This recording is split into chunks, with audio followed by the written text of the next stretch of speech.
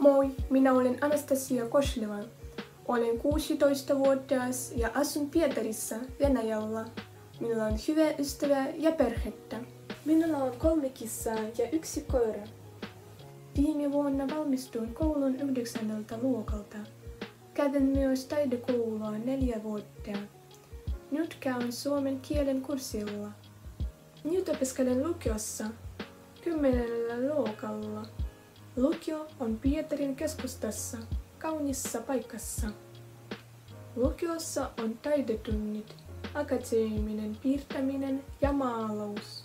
Minä todella pidän täällä opiskelusta. Minulla on erinomainen, ystävällinen ja luova tiimi.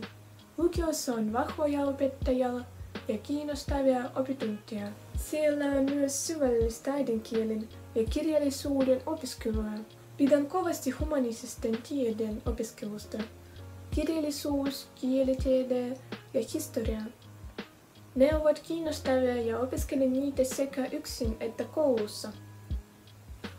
Olen taiteilija ja todella luova ihminen. Löydän usein uusia harrastuksia.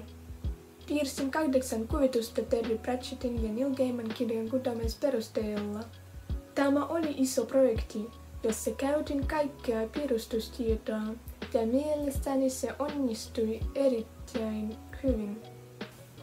Nyt piirrän usein iPadillani. Minulla on oma piirrostuoli. Suomalainen ja slaavilainen kulttuuri inspiroivat minua usein luomaan uusia piirustuksia.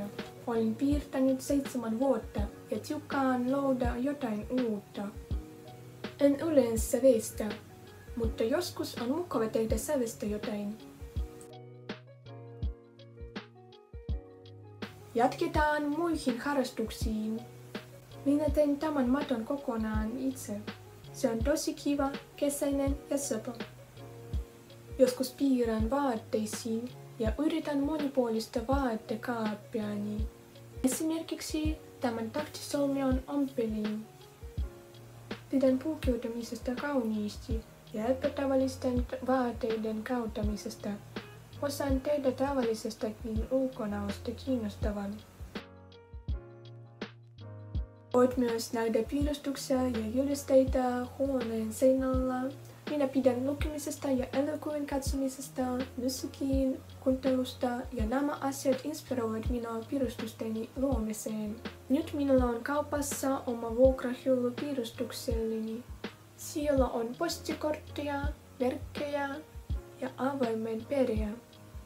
Tällä hetkellä olen opiskellut suomea 8 kuukautta. Minulla on taso A2.2. Olen kiinnostunut suomen kielen opiskelusta. Minä puhun myös englantia hyvin. Tykkään opiskella suomen kieltä ja kulttuuria. Pidän ystävällisistä suomalaista ja Lapin ja Suomen kauniista luonnosta.